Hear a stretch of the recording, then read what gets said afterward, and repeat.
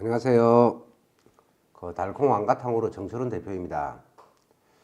많은 분들께서 문의 주시고 걱정해 주시는 고속공간 레시피 논란에 대해 말씀드리기 위해서 오늘 인터뷰를 준비했습니다.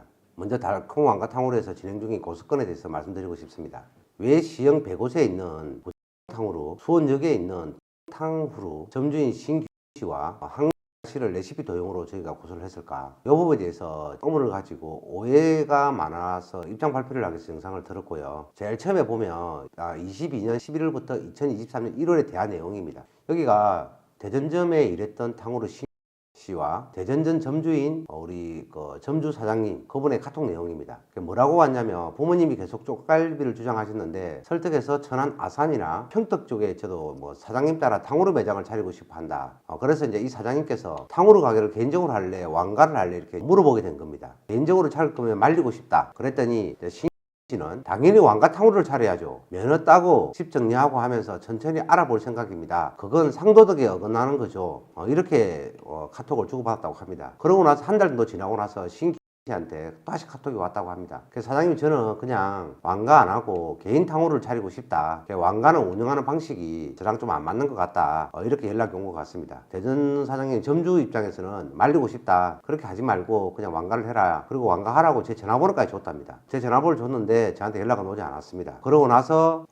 탕후루를 시흥에 있는 105세에다가 2월 28일 오픈하게 됩니다. 근데 저는 처음에 한 개 오픈했을 때는 오픈하자마자 제가 알았습니다. 젊은 친구가 밥 먹고 살려고 열심히 하는 모습 보니까 그냥 그러려니 했습니다. 근데 시간이 가면 갈수록 이 매장을 계속해서 확장하게 나가고 이런 걸 제가 이제 알게 됩니다. 그러고 나서 탕후루라는 게 이제 또 생기기 시작합니다. 여기가 3월 중순에 부동산에서 문의를 했던 것 같더라고요. 그리고 3월 29일경에 부동산과 계약을 했고요. 4월 10일경에 공사를 시작해서 4월 28일에 이렇게 오픈을 한 것 같습니다. 이렇게 오픈을 했는데 여기에서 참 스토리가 참 많이 있습니다. 거기에 대한 부분을 설명을 한번 드려보도록 하겠습니다. 자, 4월 28일날 탕후루는 오픈을 했고요. 탕후루가 계약을 했던 그 부동산 소장님하고 저하고는 조금 알고 지내는 사이였습니다. 왜냐하면 저희가 과거에 수원역에 왕가탕후루가 있었습니다. 그때가 2020년도인가? 그때 왕가탕후루 직영점을 운영을 했었는데 그때 그 소장님이 그 가게를 저희하고 계약을 했기 때문에 그때부터 저하고 인연이 돼가지고 홍대 쪽도 알아봐주고 부천 쪽도 알아봐주고 여러 군데를 알아봐줬던 분입니다. 근데 그분이 어느 날 갑자기 저한테 전화가 왔습니다. 저는 계속 수원 쪽에 가게를 저희가 입점하려고 작년부터 계속 수원 쪽에 입점을 하려고 계속 자리를 알아보고 있는 내용 중에 하나고요. 지금 이렇게 소장님과 문자 주고받았던 내용들입니다. 계속 알아봐줘라, 조건을 보내줘라, 협의해줘라 이런 내용들이 탕후루 오픈하기 이전부터 계속해서 수원역을 자리를 알아보고 있던 내용이고요. 근데 탕후루가 어떤 문제가 있었냐면 가게를 계약하는 과정에서 저희 부동산 소장님하고 처음에 이제 연락이 왔었습니다. 소장님도 그때 걔네들을 설득시키려고 노력을 진짜 많이 했잖아요. 그렇죠. 네, 했죠. 안쓰러워가지고 네네. 왕가가 계속 자리를 구하고 있는데 같이 붙으면 매출이 위험하니까. 위험하니까 그냥 왕가하라고. 네네네. 근데 지네들이 결정한 거잖아. 네, 분명히 그 사람들이 했죠. 근데 제가 이제 사장님한테 좀 구해서 좀 해달라고 했고, 우리 사장님도 고민한 다음에 알겠다, 대리점 주겠다, 이렇게 얘기했잖아요. 그죠? 그런데 저 사람들이 그걸 원치 않았고, 그냥 자기 브랜드 하겠다. 이렇게 된 거죠. 네. 그렇지. 왕가 들어도 상관없다고 하면서. 네, 안 하겠다고. 어떤 내용이냐면 처음에 소장님 말씀대로 처음에 우리도 가게를 막 구하고 있는데 이분이 그 자리에 원래 핸드폰 가게였는데 이분이 거기를 이제 계약을 한 겁니다. 계약서를 쓰면서 어떤 거냐 물어보니까 탕후루라고 얘기를 합니다. 그래서 탕후루 계약서를 쓰고 소장님이 저한테 전화가 온 겁니다. 전화가 와가지고 젊은 친구들이 탕후루를 하는데 왕가가 들어오면 젊은 친구들이 장사에 타격을 받을 주세니까 저 친구들한테 권리금도 2억 6천에 보증금이 1억 5천에 임대료가 650인가 그렇습니다. 그러니까 제 친구들을 왕가탕후루를 가맹점으로 하는 거 어떠냐. 나한테 부탁을 했습니다, 이 소장님이. 저하고 이 소장님하고 조금 친분 관계가 있다 보니까 제가 거절을 못하고 수원역은 정말 할 사람 많았거든요. 하고 싶어 하는 사람들. 근데 제가 직영하려고 계속 자리를 알아보고 있는 중이라서 가맹점을 내주지 않은 상태였습니다. 그래서 우리 소장님이 부탁을 하시길래 그러면 그렇게 해드리겠다고 소장님이 여쭤보고 답을 줘라. 그렇게 했더니 소장님이 여쭤봤는데 그분이 뭐라고 얘기했냐면 자기는 왕가 들어와도 상관없다. 자기는 자기 브랜드 할 거다. 경쟁에서 더 열심히 해가지고 이기면 되지. 그건 뭐가 중요하냐. 그래서 거절을 했습니다. 거절을 하고 자리가 안 나와가지고 저희가 또 본사가 또 바쁘다 보니까 입점을 또 생각도 안 하고 있었습니다. 그러고 있다가 수원역에 이제 오픈을 하고 싶어 하는 분이 계셔가지고 그 얘기를 했습니다. 그러니까 권리금도 비싼데 좀 생각을 잘해라. 탕후루도 수원역에 2개나 있다. 점주가 우리 가맹점하고 거리가 떨어지면 그 예비 점주님께서 저희한테 그 가맹점과의 거리가 떨어지면 그리고 입점을 요청했을 때 저희가 좀 거절하기가 좀 곤란합니다. 왜냐하면 다른 곳은 해주는데 왜 여기는 안 되냐 이런 부분들을 점주님들이 하고 싶은 분들은 이제 이렇게 얘기하시는 분들이 계십니다. 그랬을 때는 저희 본사에서는 명분이 없기 때문에 그 부분은 점주의 선택인 거지 본사의 선택이 아닙니다. 이런 부분들은 좀 오해를 안 했으면 되게 좋을 것 같고요. 감사할 것 같습니다. 그 사건 장 보면 그 한 사장님은 뭐라고 얘기를 하고 있냐면 고향 사람이다. 고향 사람이라는 이유로 고소를 했다. 이렇게 주장을 합니다. 이제 신규 씨는 한 사장님은 수원역에 운영하시는 분인데 자기가 고향일 뿐인 거지 모르는 사람이다라고 주장을 하는 겁니다. 근데 우리는 고향인 이유로 한 사장님을 고소했다. 이렇게 지금 저 언론에서는 얘기를 하고 있고요. 그리고 수사가 시작되기 전까지는 한 사장님은 몰랐다. 수사관이 알려줘서 저는 알지 원래는 몰랐다. 이렇게 주장을 하고 있습니다. 저는 연락처도 몰랐고 딱히 그 친구랑 교류도 없었다. 맨 처음 이 탕후루 배울 때 자기는 유튜버를 보고 배웠다. 이렇게 주장을 하고 있습니다. 그리고 보면 창구인 한 고향 동생인 시영 배고 친구인 고 땡땡 이렇게 이제 적혀 있습니다. 여기 뭐라고 적혀 있냐면 수원에서 우리가 탕탕후루를 고소해 가지고 무혐의 처분 난 겁니다. 여기서 피해자 주장을 보면 피해자 주장과 참고인 주장이 있습니다. 참고인 주장을 보면 참고인 고땡땡 참고인은 고땡땡은 피해자가 운영하는 탕후루에서 근무하는 자로 피해자와의 같은 고향 후배이며 참고인 신가는 그 둘이는 친구인 자이다. 고땡땡은 피해자의 가게에서 근무하기 전에 신의 탕후루 가게에서 근무한 것은 사실이나 실제 근무 기간은 2주일이 되지 않고 꼬지에 가위를 끼우는 작업을 하였을 뿐 탕후루 제조법에 대해서는 알지도 못하고 신에게 물어본 사실도 없다고 진술한다. 피해자와 함께 일하게 된 것도 그 시기를 실직한 자신의 사정이 안타까워 여긴 피해자가 일거리를 제한하여 현재까지 일을 하게 되었을 뿐이라고 진술한다. 참고인 신규는 일을 도와줄 당시 자신으로 인해 피해자가 만난 적이 없다. 이게 이제 지금 참고인의 주장입니다. 그리고 피해자의 주장은 또 어떻게 나왔냐면 피해자는 탕후루 제조법에 대해 자신이 운영하고 있던 맥주집에서 인터넷에 기재된 제조법 등을 참고하여 연습을 통해 취득하게 되었을 뿐 왕가 탕후루와는 관련이 없고 신과 고향 후배인 친구의 개인적인 친분 관계에 있는 사람이 아니며 만난 사실도 기억이 나지 않고 단지 고향이 같다 상표 출연 주소가 옥천으로 동일한 것으로 진술이다. 전혀 모르는 사이라는 얘기죠. 근데 그 밑에 있는 자기 신기준의 친구는 고땡땡은 105세에 있는 우당 탕후루에서 2주 동안 일을 했고 근데 그 둘이는 친분 관계고 근데 고향 후배인 고땡땡은 하고 선후배 사이인데 한 씨하고 105세에 있는 우당 탕후루 하는 친구는 전혀 모르는 사이고 만난 적도 없대요. 근데 이게 참 어머니죠, 그죠? 한 씨는 탕후루를 운영하면서 옥천 쪽에 PC방을 운영했었습니다. 옥천 쪽에서 충청도인데 충청도에서 수원역까지 호프집에서 배워서 보증금이 1억 5천이고 권리금이 2억 6천에 임대료가 650만 원짜리인데 거기를 탕후루를 처음 만들어 가지고 인터넷 보고 배워서 그걸 오픈할 수 있다? 저는 그게 참 이해가 안 됩니다. 그래서 이 부분을 조금 더 알아보려고 저는 생각을 했었고요. 저희가 알아보는 건 한계가 있습니다. 그래서 연결고리가 실질적으로 한두 가지가 아니고 뭐 이런 여러 가지 부분을 조합을 해봤을 때 충분히 연결고리가 있는데 이번에 언론에서는 전혀 그런 사실이 공개된 사실도 없다는 거죠. 그게 안타깝고 여기서 그 녹취 파일 하나 들어보도록 하겠습니다. 현재 대전점의 전체적인 운영을 맡고 있는 점장님의 녹취 파일입니다. 한번 들어보도록 하겠습니다. 처음에 신기가 그만두기 전에 사장님 지시하에 이제 매니저로 대전점에 입사를 하여 이제 탕후루 전체 관리를 이제 배우고 있었습니다. 제가 이제 일을 그만두면서 왕가탕후루를 프랜차이즈 매장으로 차린다고 하였기에 이제 그렇게만 알고 있었는데 이제 그만둔 후에 저한테 이제 연락이 자주 오면서 가게에서 쓰는 집기들이나 냉장고나 화구에 대해서 여러 가지를 물어보고 사진을 요구하기에 제가 그 사진을 보낸 기억이 있고요. 그 다음부터는 꾸준히 연락을 하다가 근데 왕가탕후루를 차린 줄 알았는데 이제 개인 매장으로서 다른 가게를 차리게 됐더라고요. 그 매장에 이제 차리고 난 후에 얼마 지나지 않아서 놀러 오라고 얘기가 나왔고 가게 매장에 이제 방문하는 순간에 저희 대전점 매장 구조와 인테리어가 전부 똑같고 사용하는 집기들이 전부 똑같은 걸 보고 좀 많이 놀랐습니다. 내부 이제 그래서 탕후루 제조하는 방식도 인수인계 받았을 때랑 동일한 레시피로 동일하게 사용하고 있었고요. 그 후에는 뭐 이제 저희 왕가탕후루에서 파인애플이나 키위탕후루가 신제품이 나올 때 그때마다 연락을 주고받으면서 어떻게 보관을 하고 있는지, 어떻게 제조하고 어떤 식으로 이제 좀 보관을 하는지에 대해서 많이 물어보고, 저 또한 그거에 대해서는 이제 저희 왕가탕후루에서 따로 나오는 가루를 통해 이제 제조를 하고 있고 보관 방식에 대해서 설명을 한 적이 있습니다. 지금 현재 수원역에서 운영하고 있는 이제 황 씨도 이전에 고 씨가 저희 이제 매장에 한번 방문을 한 적이 있거든요.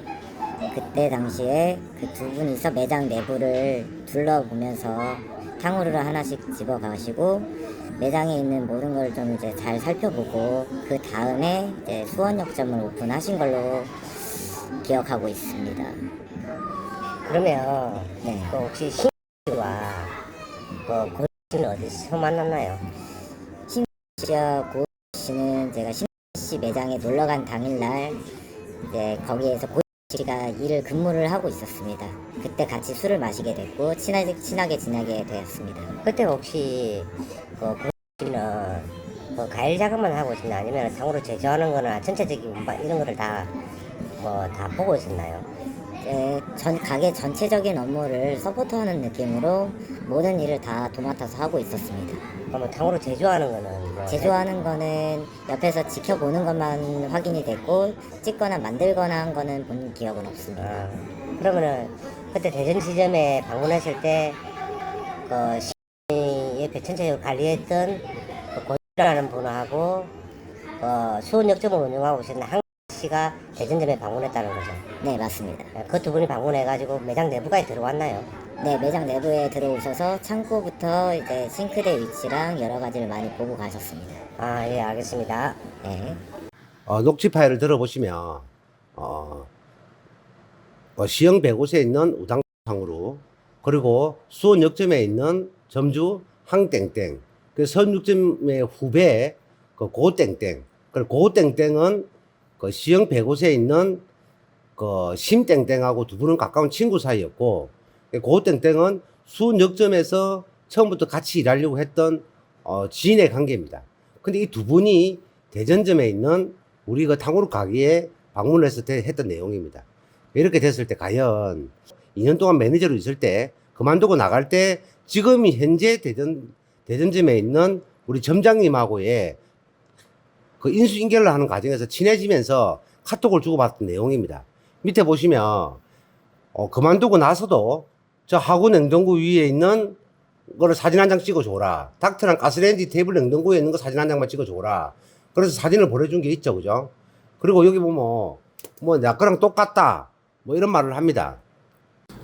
이 카톡 내용은 앞번에 말씀드렸던 그 영상에서 그 수원점 항땡땡과 고땡땡이 방문했다, 대전점에 방문했다라는 내용을 그 지금 현재 있는 대전점에 있는 매니저가 그 시흥 105세에 있는 우당탕후루 심땡땡 분에게 카톡 내용 보냅니다. 그 카톡 내용 보시면 이 두 분이 다녀갔다라고 하니까 네, 알겠습니다, 대전에 있었군요 라고 얘기하는 걸 보면 이 세 분은 같이 연결고리가 분명히 있다라는 거죠. 그리고 심땡땡 씨는 그 시흥 105세에 자기가 개인 탕후루를 차리고 나서 왜 대전점에 있는 우리 그 점장님하고 계속해서 소통을 하면서 왕가탕후루에서 파인애플이 나오고 키위탕후루가 나오면 왜 끊임없이 연락을 하면서 이런 것들을 계속 물어봤을까요? 그에 관련된 녹취 내용이었고요. 그리고 그때 같이 술을 마시게 되었는데 고땡땡 씨하고 심땡땡 씨는 고향 친구이고 현재 대전점 왕가탕후루 점장님과의 관계는 그때 시흥 105세에 그 심땡땡 씨가 그 우당탕후루를 차리게 되면서 놀러 가면서 거기서 만났다고 합니다. 거기서 만나고 과일 작업만 했는데 이분이 볼 때는 과일 작업만 한 게 아니고 전체적인 관리를 다 하고 탕후루 제조하는 것도 옆에서 보게 되고 이런 부분들이 다 있는 내용입니다. 그리고 수원역점 탕후루 사장님 한 씨하고 고땡땡 씨, 이 사람들은 왜 대전 탕후루 매장에 방문을 했을까요? 방문을 해가지고 왜 내부에 들어와가지고 싱크대 위치가 어디 있는지, 냉장고 위치가 어디 있는지, 뭐 우리 학원 닥터 위치가 어디 있는지, 왜 냉장고 대형 또 워크인 냉장고가 어떻게 돼 있는 건지, 왜 그런 것들을 일일이 다 체크하고 갔을까요? 한국 씨는 분명히 뉴스에서 왕가탕후루하고는 전혀 상관이 없고, 신하고도 전혀 상관이 없는 사람이고 모르는 사람이라고 했는데 왜? 그럼 고 땡땡 씨가 결국은 신하고 친구고, 그럼 고 땡땡 씨는 한국 씨하고 둘이는 선후배 사이입니다. 그럼 이 세 사람이 연결됐고, 근데 고 땡땡 씨는 시흥에 가서 2주 동안 가을 작업만 했다 하는데, 근데 우리 매니저가 놀러 갔을 때는 가을 작업만 한 게 아니고 전체 관리를 배운 겁니다. 그러고 나서 거기서 3월 중순 조금 되기 전에 그만두고 나와서 3월 중순에 수원에서 수원 매장 할 거라고, 그 사업할 사람 같이 있다고, 그래서 매장을 알아보러 다녔고, 그 매장을 계약을 했고, 그리고 지금 가게를 문을 열어가 장사를 하고 있는 겁니다. 근데 이런 정황을 보면 이 세 사람의 연결고리는 분명히 연결되어 있습니다. 저는 그렇게 봤거든요. 그렇기 때문에 저희가 경찰에 고소를 한 겁니다. 이런 내용들이 없으면 저희가 어떻게 경찰에 고소를 할 수 있겠습니까? 이런 모든 부분들이 있다고 저는 판단하고 경찰에 고발했는데, 근데 이번에 언론에서는 그냥 같은 고향 사람이라는 이유로 우리가 수원 역점을 고발했다, 이렇게 언론에서 얘기하고 우리를 나쁜 사람으로, 저를 나쁜 사람으로 정말 몰았거든요. 근데 제가 아무 잘못도 없고 어떻게 같은 고향인 사람 이유로 고발을 할 수가 있겠습니까? 이런 부분들은 진짜 왜곡된 내용이고요. 이런 부분들은 차후 경찰에서 안 되면 검찰에서도 할 거고, 검찰에서 안 되면 또 항고를 하게 되겠죠. 그 최종 결정이 나야 그 사람이 죄가 있다 없다. 근데 물론 그 사람이 죄가 없고 우리가 무고한 사람을 신고했다면 그 사람은 저희한테 또 무고죄로 고발하면 되겠죠. 그럼 저희가 또 법적으로 처벌을 받습니다. 잘못을 했으면 처벌을 받는 건 당연하다고 생각하니까. 어쨌든 이게 이제 고소 사건은 이런 부분에 오해가 있다는 부분들을 좀 전해드리고 싶고요. 그 다음은, 그리고 이제 두 번째는 이 레시피 관련된 부분입니다. 레시피를 얘기하려면 저희가 처음 탕후루 시작할 때입니다. 창원에 있는 상남동에 저희는 탕후루를 오픈했습니다. 그게 저희 직원입니다. 지금도 일을 하고 있습니다. 이 직원들도 지금 일을 하고 있고, 처음에는 중국 제품이니까 중국에서 탕후루가 역사가 오래되니까 우리가 중국 느낌을 낸 겁니다. 그렇지만 이 자리에서 빌어 이게 중국에서 레시피를 배운 거 아니냐 뭐 이런 등등의 얘기가 많습니다. 그렇지만 중국하고는 0.001%도 상관이 없습니다. 중국하고는 전혀 상관이 없다는 걸 말씀드리고 싶고, 디자인만 그쪽으로 저희가 컨셉만 잡은 겁니다. 자, 그리고 탕후루 제조 방법 레시피에 관련된 얘기를 잠깐 드리도록 하겠습니다. 이거는 보면 저희는 2023년 3월 이전에는 유튜브나 이런 데서 저희가 하는 방식이 거의 공개된 사실이 없습니다. 여기도 보면 19년, 20년입니다. 20년에 보면 탕후루를 저런 식으로 만들고 뭐 저런 식으로 만듭니다. 여기 관련된 영상을 잠깐 보도록 하겠습니다.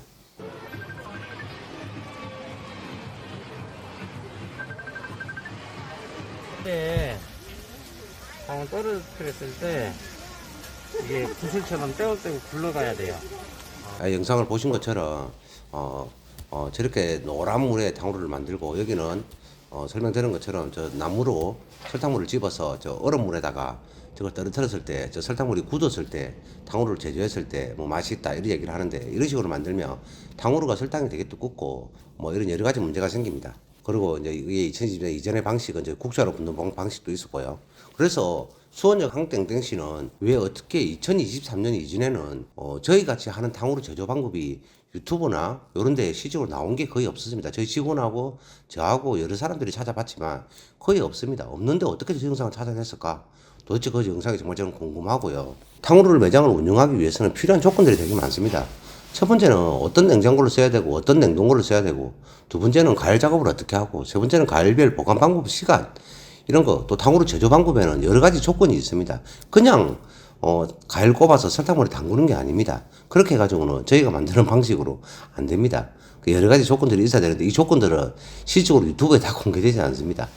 그리고 탕후루 레시피의 비율, 탕후루의 제조 방법, 제조 후의 보관 방법, 그리고 생가열 보관 방법, 마감 시간 때 재고 관리, 이런 부분들이 다 충족이 되어야 탕후루 매장을 잘해가지고 운영할 수가 있습니다. 모든 식당이든 어디든 마찬가지입니다. 이런 부분들이 매장을 관리하기 위해서는 이걸 다 알아가는 데는 굉장히 많은 시간들이 걸린다고 저는 생각합니다. 근데 어떻게 이거를 3월 중순 이전에 그 수원역에다 계약을 하고 그렇게 속전속결로 진행을 했는지 저는 그게 되게 궁금하고요.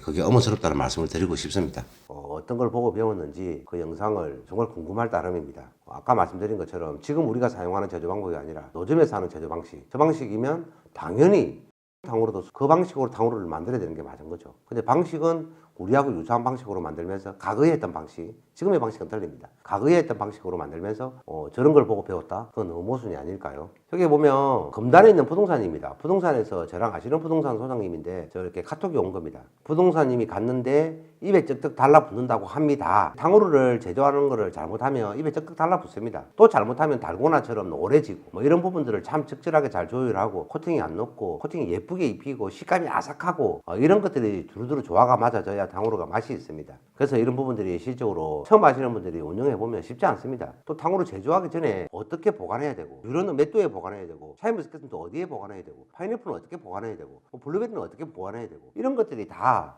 많은 시간과 경험을 통해서 저희가 지금 매뉴얼을 가지고 있는 거지. 그냥 인터넷 보고 유튜브 나오는 그게 다가 아닙니다. 절대로. 파인애플이 실온이 1시간 지났는데 상태가 좋다. 그러니까 제가 누군가에게 저희 점주한테 친한 분한테 이걸 보내드린 겁니다. 파인애플 진짜 꼭 하면 좋을 던요 이렇게 댓글이 왔죠. 그죠? 파인애플을 과거에도 저희가 시도를 많이 했지만 너무 빨리 녹아서 20분도 안 돼서 녹아버리니까 판매를 못 하는 겁니다. 그래서 저희가 레시피를 개발하고 계속 그러면서 파인애플이 이제 지속되는 시간이 1시간, 1시간 반, 2시간 정도까지 지연을 시키면서 판매가 이제 이루어졌을 때 손님이 먹었을 때 그 맛을 충족을 한다는 거죠. 예, 그렇게 진행을 하고 있고요. 그리고 이것도 보면 한 개는 5시 40분에 탕후루를 만들었고요. 한 개는 6시 15분에 탕후루를 만드는 겁니다. 근데 6시 15분에 만드는 게 기존에 이제 일반 사람들이 만드는 방식입니다. 저렇게 만들었을 때는 저렇게 빨리 녹습니다. 근데 저희 거는 레시피를 개발해서 그 성분을 넣으면 탕후루가 제조를 해도 녹는 시간이 지연됩니다. 저렇게 지연을 시키면 실제로 손님들이 왔을 때 먹었을 때 훨씬 더 아삭한 식감을 맛볼 수가 있습니다. 그래서 끊임없이 노력을 하고 있고요. 여기도 보면 테스트를 계속 하고 있죠. 키 같은 경우도 처음에는 꼬지에다가 저렇게 표시를 해가면서 저희가 계속 체크를 합니다. 파인애플도 빨리 녹고 키도 빨리 녹죠. 그죠? 가집이 많아서 굉장히 빨리 녹습니다. 테스트를 계속 하면서 이거를 잡아가면서 저희가 테스트를 계속 합니다. 지금은 또 안 녹죠. 이게 이제 점점 개발되고 이런 걸 적용하게 됐던 겁니다. 제조 1시간이 지나도 안 녹고 이런 게 개발된 거죠. 파인애플이나 키위나 망고나 이런 걸 시적으로 접목하기가 쉽지가 않습니다. 금방 녹아버리니까 뭐 금방 만들어 금방 팔면 되지만 만들 때 금방 만들 수는 없으니까 아직까지 저희 뭐 전주님들도 조금 실력이 조금 못 미치는 분들은 힘들어하시는 분도 계시겠지만 제가 실질적으로 교육을 통해서 이런 부분들을 완성시키고 해나가려고 최선 노력을 다하고 있습니다. 그리고 앞으로 신메뉴도 자몽도 테스트 중에 있고요. 20분, 30분, 40분, 뭐 1시간 15분 지났을 때 이것도 조금 더 보완하면 신제품으로 출시가 되지 않을까라고 저는 생각을 하고 있고요. 그리고 멜론, 그리고 감, 배 이런 것도 실적으로 저희가 지금 많이 진행하고 있는 것 중에 하나입니다. 신제품을. 이것도 스타우르츠 과일입니다. 저것도 한번 해보려고 테스트 중에 있고요.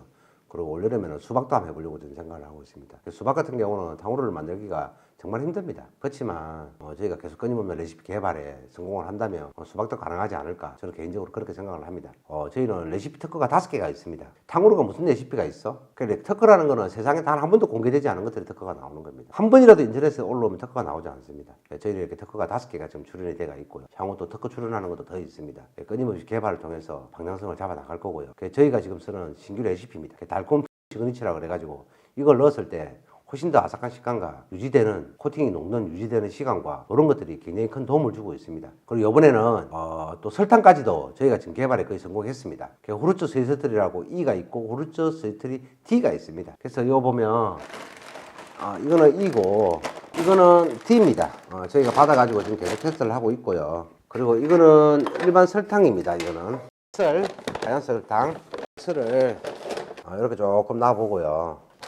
후르츠 D를 또 이렇게 조금 놔보면 후르츠 E 이렇게 놔보면 이게 입자가 설탕은 두껍습니다. 만져보면 이렇게 설탕처럼 빛이 나고요. 근데 이런 것들은 입자가 되게 부드럽습니다. 이거 얘는 입자가 설탕보다는 얇지만 얘보다는 조금 더 두껍고요.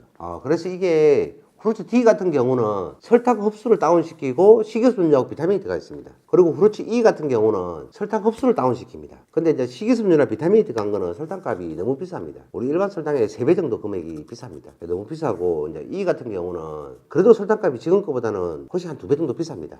근데 이거는 이제 중요한 게 뭐냐면 내가 설탕을 많이 먹는 게 중요한 게 아니고 내 몸에서 이 설탕이 얼만큼 흡수가 되냐가 중요한 겁니다. 그래서 우리 비타민 같은 거 보면 하루에 내가 내 몸에 흡수되는 비타민 양은 정해져 정해져 있는데 그럼 내가 비타민을 하루에 많이 먹어도 내 몸에 필요한 비타민 양만 내 몸에 흡수됩니다. 나머지는 다 어떻게 된다? 배설돼 버립니다. 그래서 소변을 넣으면 비타민 많이 먹고 소변 넣으면 노란색이 나오죠. 그게 배설된다는 뜻입니다. 내 몸은 받아들이는 게 한계가 있거든요. 그렇기 때문에 설탕도 스테비아는 몸에 축적이 되지 않고 그게 배설됩니다.